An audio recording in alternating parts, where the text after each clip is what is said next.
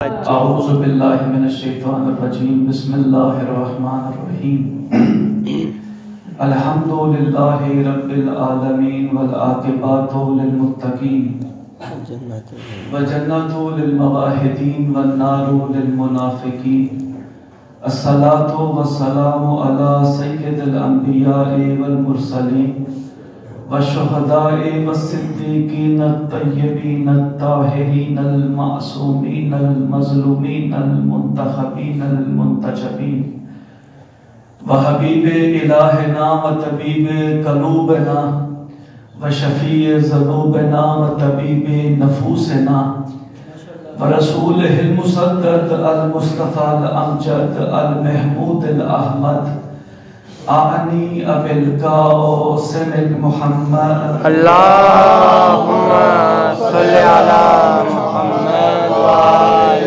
محمد وعجل فرجہ. قال تبارک و تعالی فی الکتاب المجید والفرقان الحمید انا علینا للہدی وان لنا للآخرۃ والأولی. صلوات پر محمد و آل محمد. اللہم صلی علی عزیزان گرامی قدر ارباب دانش صاحبان بزم معرفت، سب سے پہلے تو آپ تمام مومنین کی خدمت میں ولادت جناب سید طاہرہ مخدومہ کونین جد الحسن والحسین سیدۃ النساء العالمین جناب فاطمہ الزہرا صلی اللہ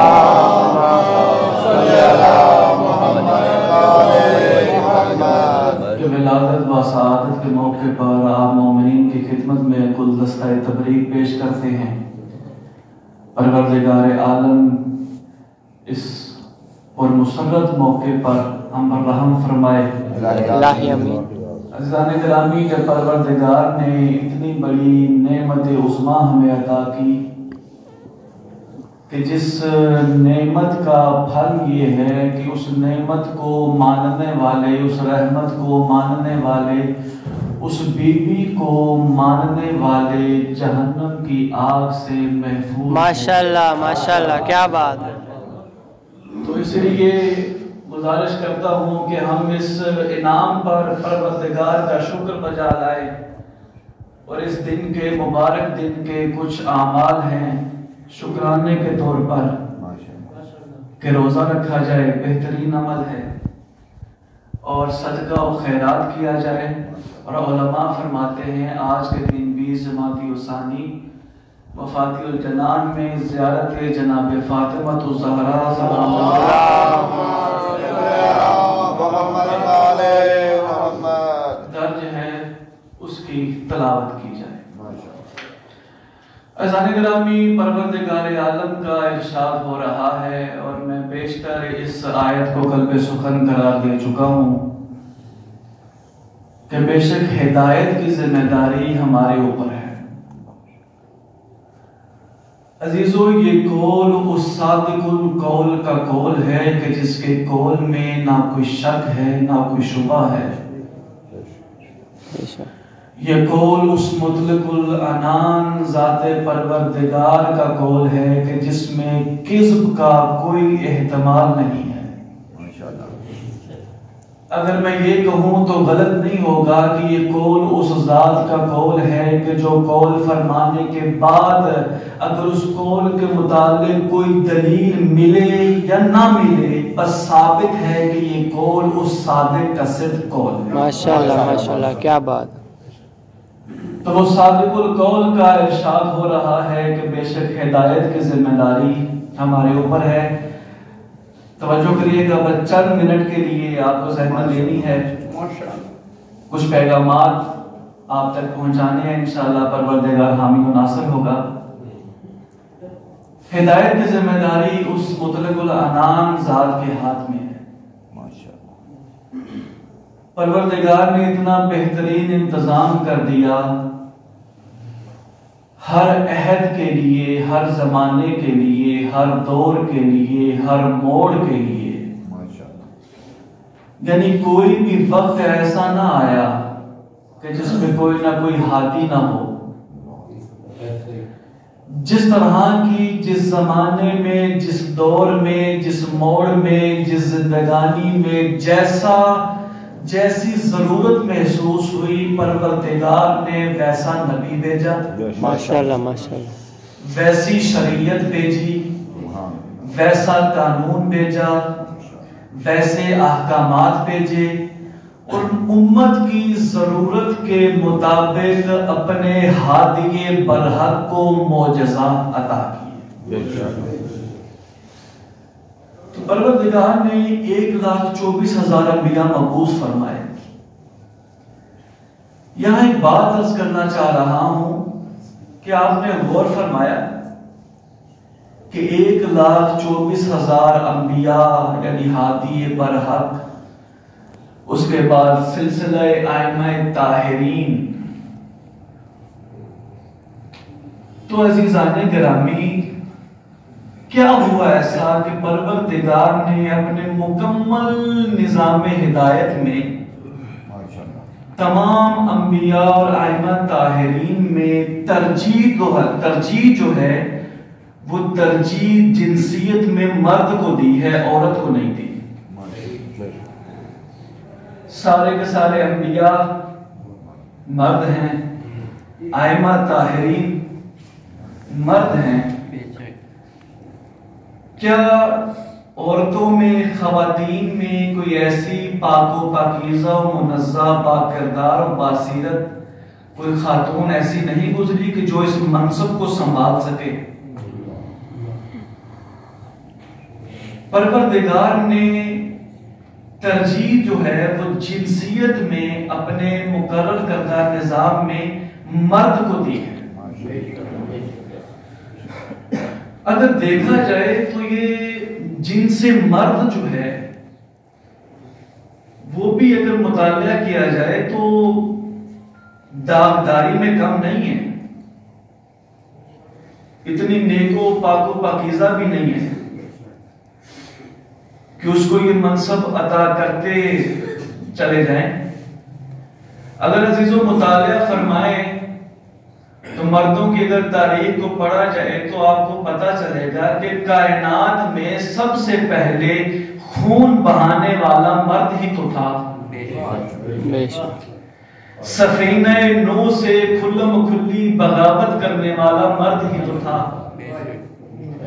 حضرت ابراہیم کو آگ میں دھکیل دینے والا مرد ہی تو تھا۔ حضرت موسیٰ کو اذیت دینے والا مرد ہی تو تھا۔ حضرت عیسیٰ کو سولی پہ لٹکانے والا مرد ہی تو تھا۔ ساری زندگی ظلم و جور سے دولت سمیٹنے والا قارون مرد ہی تو تھا۔ اسی طرح خدا کے مقابلے میں دعوی خدائی کرنے والا نمرود مرد ہی تو تھا۔ فرعون و شداد مرد ہی تو تھے۔ تو عزیزان گرامی، یہ جنس مرد کے جو داغداریاں ہیں وہ دیکھیں۔ اب دوسری طرف اگر ہم مطالعہ فرمائیں تو قصر فرعون میں موسیٰ کی تربیت کرنے والی آسیہ عورت ہی تو تھی۔ شر یہود سے حضرت عیسیٰ کو بچانے والی ہاجرہ، شر یہود سے عیسیٰ کو بچانے والی مریم عورت ہی تو تھی۔